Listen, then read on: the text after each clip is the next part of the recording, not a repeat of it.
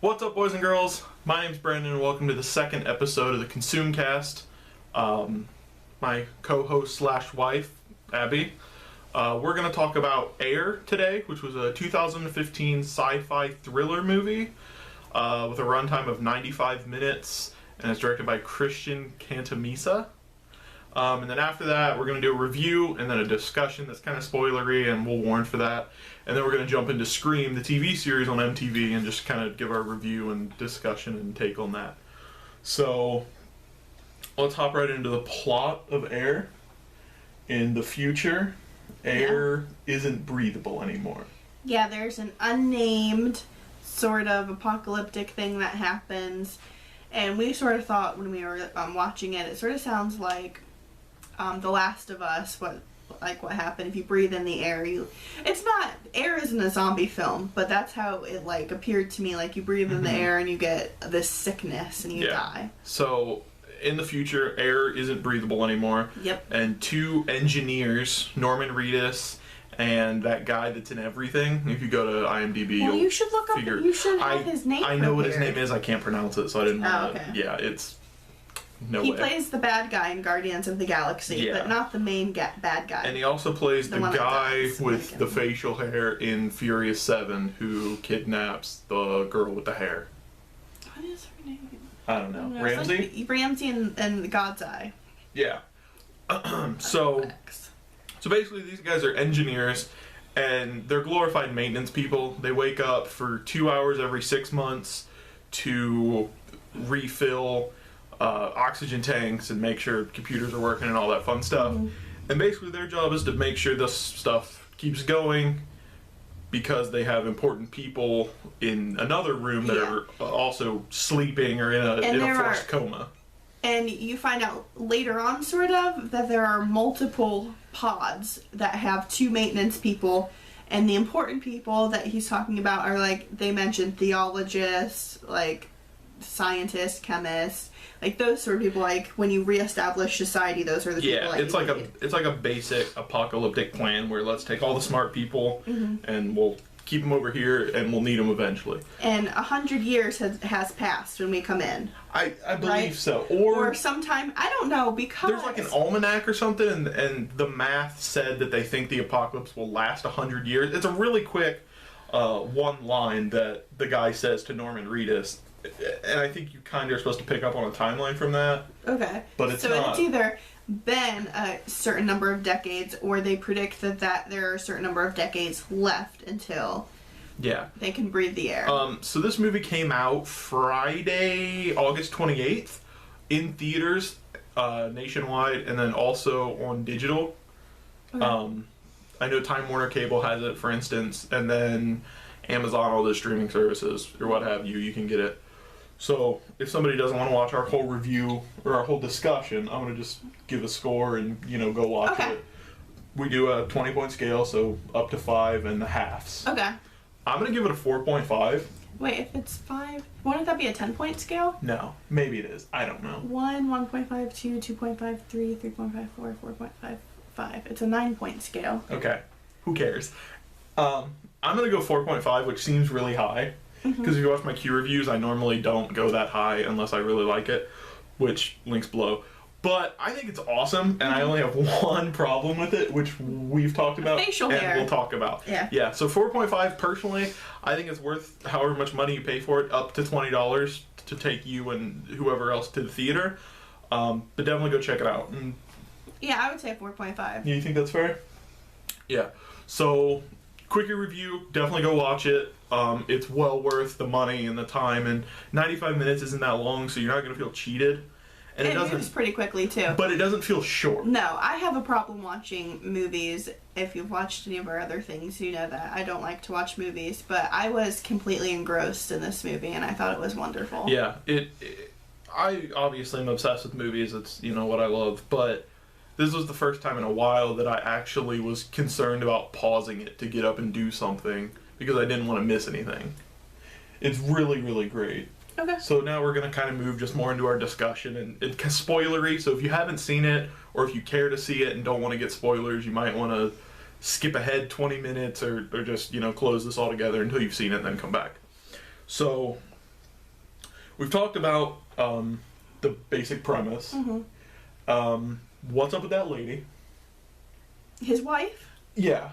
Is he delusional? Is it a hallucination? I think is it telepathy? I think they're like got a mind thing. Is it? I think it's telepathy. I don't think it's telepathy. I think it's like a twin connection. Like we're so in love. If you've read any of my books, there's a thing called links. There's when you're a shifter. There's a very rare sort of bond where you can hear the other person in your mind. I feel like that's sort of what it is like they know each other so well that they can sort of hear each other, and it's like she's the angel on his shoulder anytime he's thinking about doing something that could be morally wrong. So since we're in spoiler territory, throughout the movie, the guy who isn't Norman Reedus, I don't want to butcher his name. There's a D and a J and an I. Why don't you use the character's names? You should have had that prepared. I only know what Norman Reedus' character name is. I know it start with a B. His is Bauer. Yeah, I don't know. Yeah, which is a fun fact because Norman Reedus is Bauer in a different movie as well. Is it Reservoir Dogs? No, I think it's The Boondock Saints. Oh, but I could be completely wrong. I don't know. Anyway, so basically throughout this movie, other dude, is distracted and talking to his wife, which we find out, which spoiler. So her name's Abby too. Is it? Yeah. Oh, awesome. That's probably why she messes things up. But so there's this woman, and she's an ongoing thing, and nobody. It's not pointed out as to what's going on, and Norman Reedus is like, "Dude, what's wrong with you? I'm gonna keep using my hands." Up or down? You're just dancing. And there's no real explanation as to whether she's I thought she was a ghost for a while. Yeah, I thought she was, because there's a scene where other guy has pictures on the wall of him and like other people, and Norman Reedus had put tape over him that said dead, and other guy was not pleased about that, so I thought that everyone was dead. No, but then the picture of her and him is hidden. Yes, because Norman Reedus does not know. Yeah. Because in order to do this engineer program, you were supposed to not have any family. So that's another part is Norman Reedus left his wife and child or children above Earth so he could escape and like be alive. And he joined this program, and then so he assumed that other dude also didn't have any family, but in reality other dude pulled a Norman Reedus and lied about it. Yeah. And his wife was in a cryogenic because chamber. She's an important smart person. Yes. But the way they make it seem is he's also important, but he played dumb so that he could take care of her.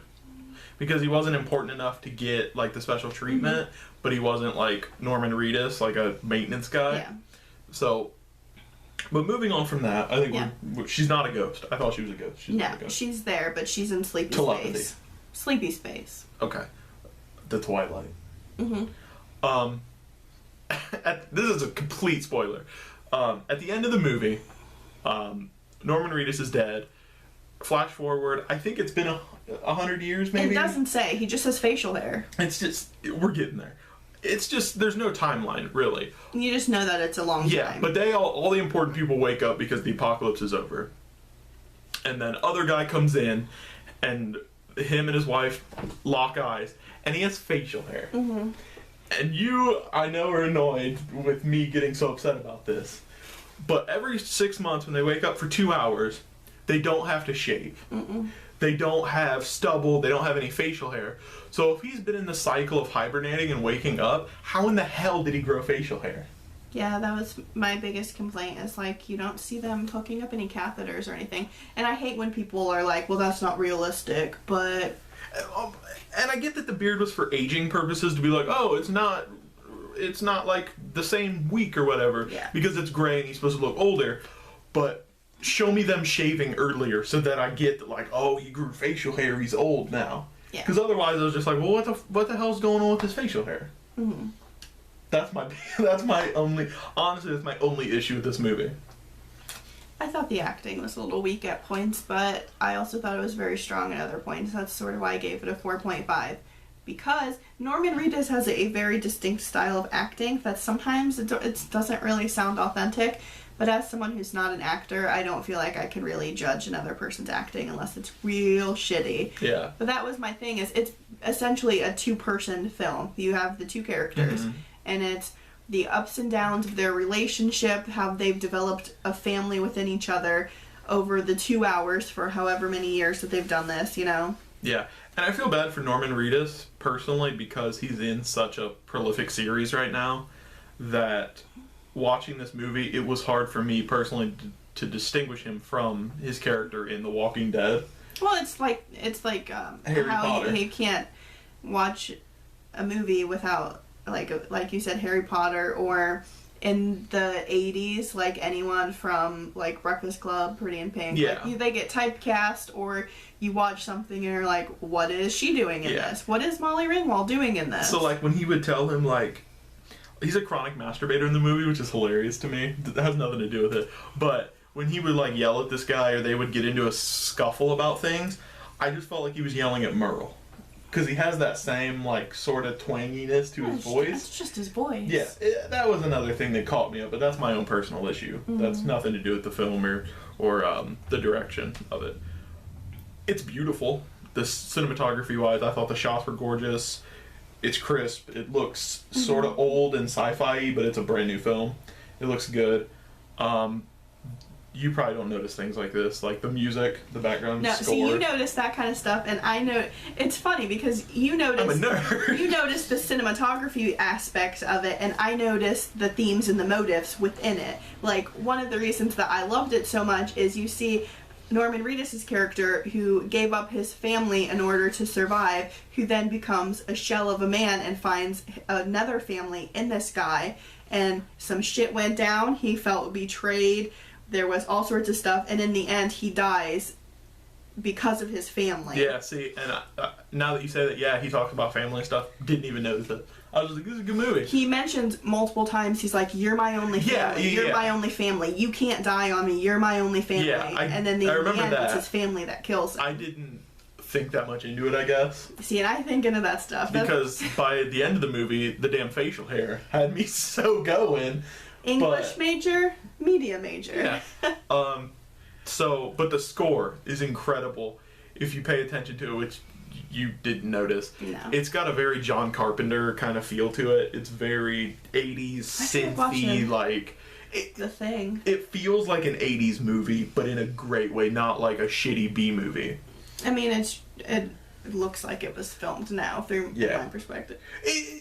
Yeah. Got salad burps. It's salad burps for life. Anyway, I think it's awesome. Mm-hmm. If you've watched sci-fi movies, you'll like it. And if you haven't, I think everybody should check this out. It's really good. It wasn't overly sci-fi. It has a little bit of sci-fi, a little bit of post-apocalyptic, a little bit of drama. Mm-hmm. It had a little bit of everything, so. Yeah, it's really, really well made. A little bit of action. Yeah, and I do know this script was Thriller. turned down multiple times by different people. Why is my nose so itchy? Until finally it landed on Robert Kirkman's desk, who is the writer and creator of The Walking Dead, the comic series, and now he has to do the show and whatnot, whatever. He produced this movie for Christian Canamisa, and this is his directorial debut and all that fun, nerdy stuff. I just thought it was interesting that he got Norman Reedus and this other guy who's very famous, but I can't pronounce his name, to do this movie, because it's sort of an indie movie, just because it's his debut and it got turned down and that kind of fun stuff, and it's low budget. So they really did this movie for the love of it, not because they got a big check cut to them. Well, that's how Norman Reedus is. He's an art house freak. Yeah, and like his Twitter handle's weird. It's not just Norman Reedus. It's www Big Bald Head, but he has hair. So. Or does he? He does, and it's that weird Or grease. does he? It's always greasy. Or does he? What if it's just? What if he rubs his hand in lard and it gets hair extensions and just goes? It's like a long con. It's like a wig. Like it's a whole big It's thing. an art house project. Anyway, that's how I feel about Air. I think it's awesome. There's not too many spoilers to get into, really, because there's not that many issues with it to talk about, because it's such a great film. Mm-hmm. So definitely go check it out. You can stream it anywhere. Don't steal it. That's not cool. Don't torrent it, but to buy it. It's well worth the money. It's like $6.99 through Time Warner Cable. Yeah, which is awesome, because a lot of their in-theater stuff is $19.99 or $12.99 And or like what have you. 6 of us watched it. 5 of us. 4 of us. I think it was 4 of us. Anyway, that's less than the price of one movie ticket. Yeah, so. what a deal. Okay, so our second topic for the day is the MTV Scream TV show series. I feel like it's an appropriate time to talk about it since the finale for season 1 just happened. Yeah. Oh. We should have had like mini ones throughout the season. Yeah, that would have been fun. The thing is, we couldn't watch it live because of my Yeah. work schedule and stuff. So that I knew that I wanted to do a reaction more so than a discussion, just when it was over, to talk about if we liked it or not. So as spoiler free as possible. yeah, we're gonna we won't reveal the killer because I think you should watch it. because if you own a Twitter account, you already know who it is. It got ruined for me pretty quickly. You go ahead and do your ramble about the movies and. Well, I was kind of against it in the beginning because I don't think that the sanctity that is Scream should have been touched, and especially not for an MTV show. And after the first episode, I was like, this is stupid, I'm really upset. But then I started watching the rest of them, and I really liked it. And I'm not going to say it started off weak, but I think the plot really spiraled in control into something that's really, like, beautiful. I don't know. It's very intricate and well thought out, and all the little questions that you have throughout the series at some point get answered. So, yeah, I think I won't say they captured Scream's essence, but in some ways they did. I don't know. I don't know. Yeah, without getting too spoiler, obviously, if I start to say something, cut me off. Okay. There's from the beginning, it feels weak, I think. I thought it was going to be either an MTV show for high school kids or a really bad B-movie version of Scream that they get out there just to try to reboot the series for money grubbing. But I think we watched the first 3 episodes all at once. Yeah. So after the 4th episode, I would say 4th, 5th, and so on are extremely solid. You start to like the actors and you kind of know who they are and that kind of stuff. There's a lot of throwbacks to the older movies. Noah Foster, the character, plays like the Randy of the new one, and he sort of acts as like he breaks the fourth wall sometimes, and he also like, I don't know, he's great. Yeah, like I feel like the writers. He's the comedic relief. Yeah, exactly. I feel like the writers kind of sat down with the names and profiles of the original characters in the first movie, and then the list of actors in this show, and just did the lines. And they're like, this can be this, and... But there are, again, trying not to give out spoilers, you sort of, like, expect things to go a certain way based off of how the franchise was set up. Like, the whole time, I'm like, there have to be 2 killers. One of them has to be really close to Emma, and all this stuff. So... I'm not saying that's not how it happened and that there's room in the second season for that to happen, but even I, who like to brag about my ability to predict things, was taken off guard by some of the things at the end. But not who the killer was. I had that pegged from like episode 3. See, but I had convinced myself of other things because it was so elaborate. I thought my idea was so elaborate and awesome. And then like an episode later, they're like, it's this. And I'm like, God damn it, that was my idea. So the writers for the show were incredible. Very good. Wes Craven worked on it. Sadly, he passed away. Very influential in my life, which I feel like is a cop-out to say, but everything he touched was marvelous, including this show. I think any influence he had on it was a positive. I don't think he would have signed off on it if he didn't think that it had the potential to be great. Exactly. Like I had said, there's a lot of throwbacks to the old show, the old movie. Franchise, I guess you should say. Nev Campbell's character and Emma from this show, identical, I would say. Not identical, but like that's who it is. Absentee parent, said absentee parent somehow is involved / the reason that main character gets into issues. Yeah, it's mysterious boyfriends. Yeah, there's just things like that here and there that you're like, oh, well, this, and this. But what's really great about it is that it's very self-aware, and it's like, this is the 21st century. And we've talked about this before, especially in horror, a lot of the times they, like, ignore, like, technology. Yeah. But this really, it's really into texting, like, web camera, hacking, live streams. Yeah, they took an open arm approach to social media in this. They talk about, they don't use the name because they would have had to got written consent, but they hint at Snapchat Twitter, Kick, Facebook, all this stuff, and then it's just very modernized. Yeah. But in a good way. Like it's not what we all expected, which, to say bluntly, is a shitty MTV over-dramatized version of a classic horror movie. Yeah. So, do you like all the characters? Did you have one in particular that you were a big fan of? I wasn't really fond of Brooke, the actress who played her. I felt like her emotional scenes, like the stuff that happened with her father, or when something really dramatic happened, I thought her acting was pretty weak and unbelievable and very like static, what you would expect in a B-rated horror movie. Mm-hmm. Noah, as I said, is obviously my favorite because 16-year-old me would have been in love with him. 22-year-old me is also a little bit in love with him. Yeah, Noah I think is by far my favorite character. He's just wonderful. Now Brooke, not to speak badly of her, because the actress on Twitter is a great person. She seems super awesome. Yeah. However, anything that's not her joking around with Jake, who's another character who reminds me of Teen Wolf, I thought he was Tyler. Is it Posey? Posey? I swore. I was like, yeah, sure, that's not Teen Wolf for a couple episodes. Teen Wolf. But when she's joking around with him, or they're like on and off, not dating, sort of dating, we used to date weirdness, she's an amazing actress, I think, and it comes through well, and I'm really a big fan of her. You can see her acting improving over the season. Yeah, too. Absolutely. All of them, actually. But then when she has to be emotional, or, the killer, we just had a run-in, hypothetically, I'm not spoiling or anything, because I can't remember some, instances. But that's when she falls apart. Mm-hmm. You can see her breaking. You can see it in her face, where she's, not sure if she's delivering it the way she should be. Yeah. That was one of my issues with the show as an overall, is I would lose immersion when she would... Overall, though, I think everyone's acting was pretty good for their age, and I think relatively all of them, it was, their first big thing. Mm-hmm. So... Yeah, and it improved immensely.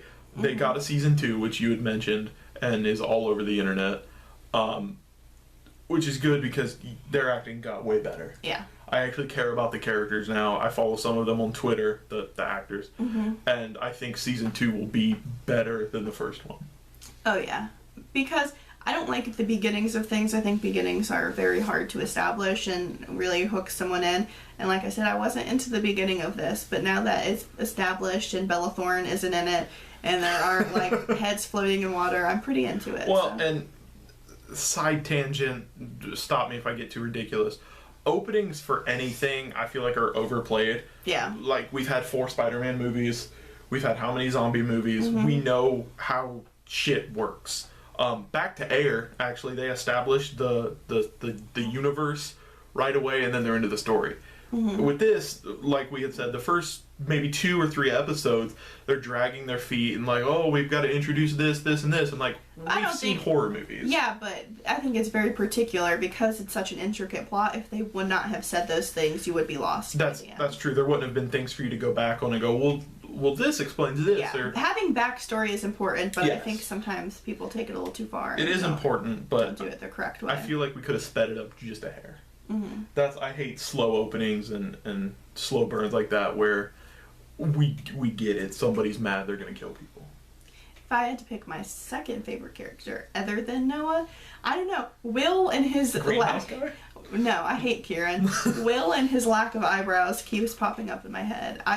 The last episode that he was sort of in, I really got attached to him, so... He got detached from himself? Yeah. Well, you're not doing spoilers. That's not a spoiler. So without spoilering, obviously, season finale, yay, nay, are you excited for season 2? Those kind of questions. I thought it was kind of lame, but the big reveal at the end was pretty cool. Mm-hmm. The first 15 minutes, I was super into it. They had me... Yeah. We just watched it an hour ago. This is boop, boop, boop. That's how I feel. Yeah. Yeah, but I guess it would be... It took me a minute to realize what you're saying. But yeah, the intro, super hooked. And then the middle, I just saw myself checking my phone a lot because I didn't care. They introduced some new characters. And you had asked me, you're like, who's that? And I had said, well, I think they're trying to introduce people for season 2 because otherwise they've killed people and they've lost characters and you know storylines have changed, so now they have to introduce more people. So the middle act of that I thought fell super flat, but the last 10 minutes, about the last 10 minutes is incredible. Okay, so let's talk about what we're looking forward to in season 2 / predict might happen. Heads up, this might have a little bit of spoilers in it. We'll try to keep it as spoiler. Try not to use a specific name. Say that character. Well, I was gonna say like Emma's dad showed up in season 1 and then he disappeared again, so we might see a reappearance of him. Yeah. I was gonna talk about the letters. No letters. There's letters involved with a character that may be loved, and it reveals some shit. Yeah, try to leave it at that. So interested to see how that plays out. There's some betrayal. But yeah, let's take a few shot in the dark here for season 2. Season 2, I think it'll be a longer season. This one was only 8 episodes. I think we're gonna get a longer run. Okay, yeah. At hour episodes, you know, that's more technical stuff. But I think Seth and Brooke are gonna get back together. As much as I don't want them Mr. Branson, yeah. Yep. I think their relationship is going to rekindle just to create drama, even though her and Jake seem to be happy with each other. I have this weird feeling that Noah is going to not be associated with that store that he loves so deeply. His comic book weird store. Yeah. That well, he picked no up... supervisors are ever at. Yeah. I see, this goes back to like they sort of follow along with the themes of the original franchise. Is like if Noah is based off of Randy, then Randy dies in the second one, which means Noah will die in the second one. Yeah. So I don't want that to happen. And with them drawing the lines between characters, like I'd said, you do that a lot where you're like, well, if this is that guy, then this should happen to him. So then you start to expect things, and if it happens, you're like, well, that was obvious. And if it doesn't, then you're sort of disappointed. Yeah. So that's an issue. Season 2, do you think they're still in high school? Yeah, because they're supposed to be 16. That's right, but everybody's got a brand new nice car. Yeah, that was a little... Oh, my noses just get so itchy. Like, nobody drives an 86 Ford Fiesta that's Will rusted had out. a bad car. Will had a bad car. I don't remember his. He had a bad car. Oh, but, like... He talked about how he was broke. Jake's got, like, a $65,000 truck.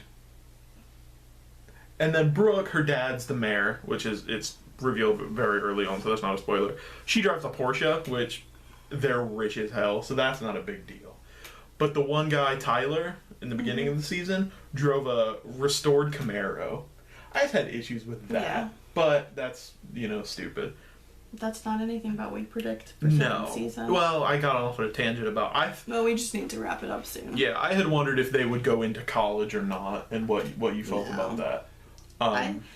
I'm not sure if it's going to pick up automatically back like where it left off and go straight into season 2, or if there's going to be like a cooling off period. It's the beginning of the next year. It's summer. I'm not sure how they're going to do that. Yeah, the way it ended, I feel like they're going to taper off when the show opens. I think we're going to get an episode of here's what happened, this is how things wrapped up, and then maybe a flash forward. Because at the letter thing that I mentioned before, and the character who is involved with the letters and associated with the killer in the first season, is sort of destroying the ties between them. So it's like she or he wants there to be... They're closing a chapter. Yeah.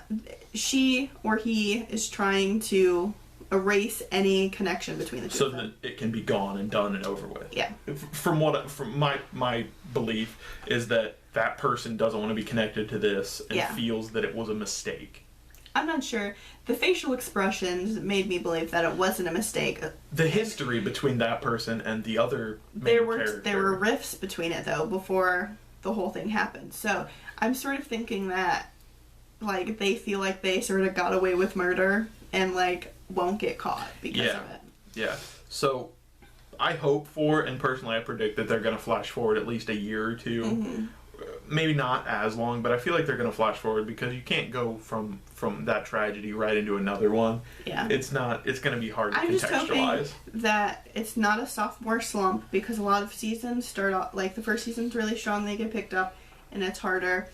And I'm not a fan of Pretty Little Liars. I've watched maybe 1 or 2 episodes, but it seems like it has, and Teen Wolf too, both of those seem to have gotten so far away from the original plot and that they've spiraled into something like totally in the left field, and I'm really worried that Scream won't know when to end it. That's a fear I have as well. Like Breaking Bad, for example, they don't mess with the tripod. You're gonna get shaky cam on us, Cloverfield. Breaking Bad knew when to stop, and shows like that, when you know, like, this is our plan, eventually this is gonna happen and we're gonna end it, is awesome. I don't want them to get renewed for a third season after the first episode of season 2, and so forth, to where we're 7 seasons deep into Teen Wolf and now there's aliens. Yeah. Or whatever it is. I don't know. Yeah, what have you.